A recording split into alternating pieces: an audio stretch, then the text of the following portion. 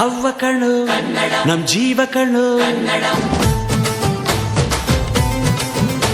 ನಮ್ಮ ಅವ್ವ ಕಣ್ಣು ನಮ್ ಜೀವ ಕಣ್ಣು, ದೈವ ಕಣ್ಣು ನಮ್ ಗರ್ವ ಕಣ್ಣು, ಸಿದ್ಧ ಕಣ್ಣು ಪ್ರಾಣ ಕೊಡುಗೆ, ಇನ್ನೆಲ್ಲ ಜಲ್ಲ ನಾಡು ನುಡಿಗೆ, ಇನ್ನೆಲ್ಲ ಜಲ್ಲ ನಾಡು ನುಡಿಗೆ.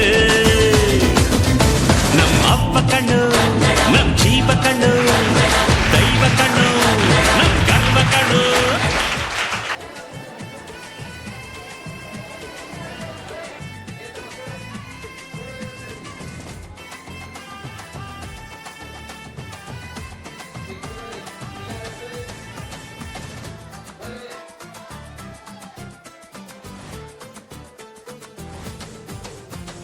ಮೈಸೂರ ಮಲ್ಲಿಗೆ ಕಂಪಲ್ಲಿ ಕನ್ನಡ, ಕೊಡಗಿನ ಕಾಡಿನ ಇಂಪಲ್ಲಿ ಕನ್ನಡ, ಜೇನು ಜಿನುಗೋ ಭಾಷೆನು ಪ್ರೀತಿ ಸುರಿಸೋ ಚಿಲುಮೆನು.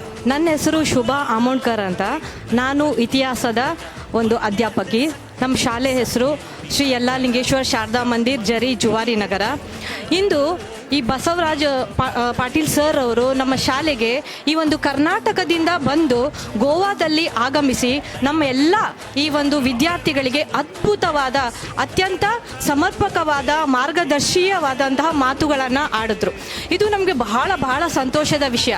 ಮತ್ತಲ್ಲಿ ಅದರಲ್ಲೂ ನಾವು ಏನು ಕಂಡಿತ್ತು ಅಂತಂದರೆ, ಸರು 60 ವರ್ಷದ ಒಂದು ಹರಿಯದವರ ಇಳಿ ವಯಸ್ಸಿನವರು ಆದರೂ ಸಹ ಅವರಲ್ಲಿ 16 ವರ್ಷದ ಒಂದು ಹುಮ್ಮಸ್ಸು ಆ ಒಂದು ಕಂಡಿದ್ದು ಬಹಳ ನಮಗೆ ಅಚ್ಚರಿ ಅನಿಸ್ತು. ಸೊ ಅವರನ್ನು ನೋಡಿ ನಾವು ವಿದ್ಯಾರ್ಥಿಗಳಿಗಿಂತ ಹೆಚ್ಚಾಗಿ ಶಿಕ್ಷಕರಿಗೆ ಹೆಚ್ಚು ಬಹಳಷ್ಟು ನಮಗೆ ಇದು ಹುಮ್ಮಸ್ಸು ಬಂತು. ಯಾಕಂತಂದರೆ ಸರಲ್ಲಿ ಇಷ್ಟೊಂದು ಹುಮ್ಮಸ್ಸು ಇರಬೇಕಾದ್ರೆ ನಮ್ಮಲ್ಲಿ ಯಾಕೆ ಇರಬಾರ್ದು? ಸೊ ಹಾಗಾಗಿ ನಾವು ಅದರಲ್ಲಿ ಒಂದು ಪ್ಲಸ್ ಪಾಯಿಂಟ್ನ ತೊಗೊಂಡ್ವಿ. ಜೊತೆಗೆ ವಿದ್ಯಾರ್ಥಿಗಳಿಗೆ ಈ ಒಂದು ಏಕಾಗ್ರತೆಯ ಬಗ್ಗೆ ಅಷ್ಟೇ ಅಲ್ಲದೆ ಪಾಠಗಳನ್ನು ಮಾಡಬೇಕಾದ್ರೆ ಎಷ್ಟು ಮಟ್ಟಿಗೆ ನಾವು ಆಲಿಸ್ಕೊಳ್ಬೇಕು, ಹಾಗೆಯೇ ಪಾಠಗಳನ್ನು ಹೇಗೆ ಮನನ ಮಾಡಿಕೊಳ್ಬೇಕು, ಜೊತೆಗೆ ಅನೇಕ 7 ಸೂತ್ರಗಳನ್ನು ಸಹ ಹೇಳಿದ್ರು. ಸೊ ಹಾಗಾಗಿ ಇಲ್ಲಿ ಏನಾಗುತ್ತೆ ಅಂದರೆ, ಪ್ರತಿದಿನ ಈ ಒಂದು ಟೀಚರ್ಸ್ನ ಅಥವಾ ಸರ್ನ ಪಾಠಗಳನ್ನು ಕೇಳ್ತಾ ಕೇಳ್ತಾ ಅವರು ನಿಜವಾಗ್ಲೂ ಬೋರ್ ಆಗಿದ್ರು ಅನಿಸುತ್ತೆ.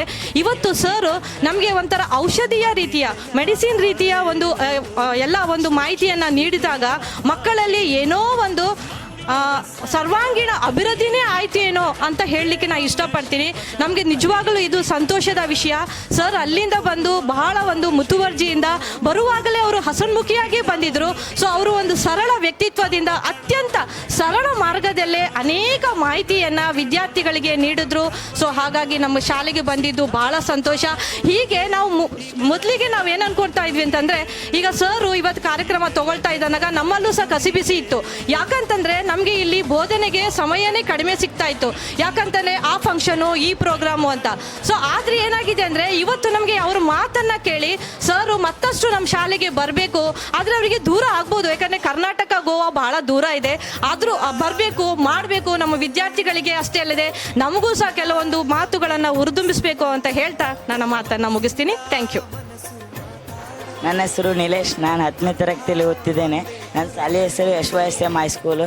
ಇವತ್ತು ಸರ್ ನಮ್ಮ ಶಾಲೆಗೆ ಬಂದು ಎಷ್ಟು ದೂರ್ಲಿಂದ ಬಂದು ಅಂದ್ರೆ ನಮ್ಗೆ ಹೇಳ್ಯಾರ, ನೀವು ಏನೇನು ಮಾಡಬೇಕು, ಗುರಿ ಮುಟ್ಟಕ್ಕೆ ಏನೇನು ಮಾಡ್ಬೇಕಂತ ಸರ್ ಹೇಳಿದರು. 7 ಸೂತ್ರ ಹೇಳಿದರು. ಬೆಳಗ್ಗೆ ಜಲ್ದಿ ಹೇಳ್ಬೇಕು, ಹಿಂಗೆಲ್ಲ ಹೇಳಿದರು. ಅವ್ರ ಮಾತು ಕೇಳಿ ನನಗೂ ಅನ್ನಿಸ್ತು ನಾಳೆಂತ್ರ ಸ್ವಲ್ಪ ಜಲ್ದಿ ಹೇಳ್ಬೇಕು.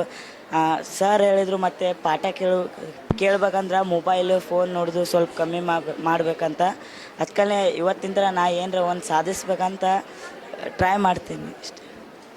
ಇವತ್ತಿನ ಕಲ್ಯಾಣ ಕರ್ನಾಟಕ ಪ್ರತಿಷ್ಠಾಪನೆ ಬೀದರ್ ಇವರೊಂದು ಹಮ್ಮಿಕೊಂಡಿರುವಂಥ ಕಾರ್ಯಕ್ರಮ ಅಕ್ಷರ ಜಾತ್ರೆ, ಅಕ್ಷರ ಜ್ಯೋತಿ ಯಾತ್ರೆ ಕಾರ್ಯಕ್ರಮ. ಅವರು ಈಗಾಗಲೇ ಕರ್ನಾಟಕದಲ್ಲಿ ಹಲವಾರು ಶಾಲಾ ಕಾಲೇಜುಗಳಿಗೆ ಭೇಟಿ ಮಾಡುತ್ತಾ ಬಂದು ಈ ಗೋವಾದಲ್ಲಿ ಇವತ್ತಿನ ದಿವಸ ಈ ಒಂದು ಕಾರ್ಯಕ್ರಮವನ್ನು ಅತಿ ಯಶಸ್ವಿಯಾಗಿ ನಡೆಸಿಕೊಟ್ರು. ಅದೇ ರೀತಿ ಈ ಒಂದು ಕಾರ್ಯಕ್ರಮದ ಅವಶ್ಯಕತೆ ತುಂಬ ಇತ್ತು ಶಾಲೆಯಲ್ಲಿ. ಆ ಒಂದು ಹೇಳ್ತಾರೆ, ರೋಗಿ ಬಯಸಿದ್ದು ಹಾಲು ಅಣ್ಣ, ವೈದ್ಯರು ಹೇಳಿದ್ದು ಅದನ್ನೇ ಅಂತ ಅನ್ನುವ ರೀತಿಯಲ್ಲಿ ಮಕ್ಕಳಿಗೆ ಈ ಒಂದು ಶ್ರೀ ಬಸವಕುಮಾರ್ ಪಾಟೀಲ್ ಸಾಹೇಬರ ಒಂದು ಬೋಧನೆಯ ಅವಶ್ಯಕತೆ ಇತ್ತು. ಅಂಥ ಒಂದು ಸಮಯದಲ್ಲಿ ಅವರು ಬಂದು ಮಕ್ಕಳಿಗೆ ಬೋಧನೆ ಮಾಡಿದ್ದು ಅವರ ಒಂದು ಮುಂದಿನ ಶಾಲಾ ಜೀವನಕ್ಕೆ ಬಹಳ ಒಂದು ದಾರಿದೀಪವಾಗುವ ರೀತಿಯಲ್ಲಿದೆ. ಅವರಿಗೆ ನಾನು ನಮ್ಮ ಕನ್ನಡ ಶಾಲೆ ಮತ್ತು ಕನ್ನಡ ಸಂಘದ ವತಿಯಿಂದ ನಾನು ಧನ್ಯವಾದಗಳನ್ನು ಹೇಳುತ್ತೇನೆ. ಧನ್ಯವಾದಗಳು. ಇಂದು ದೇಶಕ್ಕೆ ಗಂಡಾಂತರ ಇರುವುದು ಅವಿದ್ಯಾವಂತರಿಂದಲ್ಲ ವಿದ್ಯಾವಂತರಿಂದ ಅನ್ನತಕ್ಕಂಥದ್ದು ಒಬ್ಬ ದೊಡ್ಡ ಚಿಂತಕರ ಮಾತು.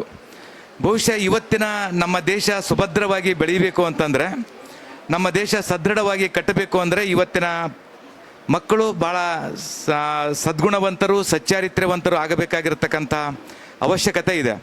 ಅದಕ್ಕೆ ಆ ದಿಶೆಯಲ್ಲಿ ಮಕ್ಕಳಿಗೆ ಒಂದು ಒಳ್ಳೆಯ ಸಂಸ್ಕಾರವನ್ನು ನೀಡಬೇಕು ಅನ್ನತಕ್ಕಂಥ ಉದ್ದೇಶದಿಂದ ಅಕ್ಷರ ಜ್ಯೋತಿ ಯಾತ್ರೆ ನವೆಂಬರ್ 7ನೇ ತಾರೀಕು ಸಿದ್ಧಗಂಗಾ ಮಠದಿಂದ ಆರಂಭ ಆಗಿದೆ. ಇದು ಜನವರಿ 10ನೇ ತಾರೀಕು ಬೀದರ್ನಲ್ಲಿ ಸಮಾರೋಪಗೊಳ್ಳಲಿದೆ. ಇವತ್ತು ಗೋವಾದಲ್ಲಿ ನಡೆದಿರ್ತಕ್ಕಂಥ ಕಾರ್ಯಕ್ರಮ ನಿಜವಾಗಿಯೂ ಭಾಳ ಅದ್ಭುತವಾಗಿರ್ತಕ್ಕಂಥದ್ದು. ಇಲ್ಲಿಯ ಮಕ್ಕಳು ತುಂಬ ಬುದ್ಧಿವಂತರು, ಜೊತೆಗೆ ಭಾಳ ಸಕ್ರಿಯವಾಗಿ ಪಾಲ್ಗೊಂಡಿದ್ದರು. ಶಿಕ್ಷಕರ ಸಹಕಾರ ತುಂಬ ನಮ್ಮ ಮೆಚ್ಚುವಂಥ ರೀತಿಯಲ್ಲಿ ಆಗಿತ್ತು.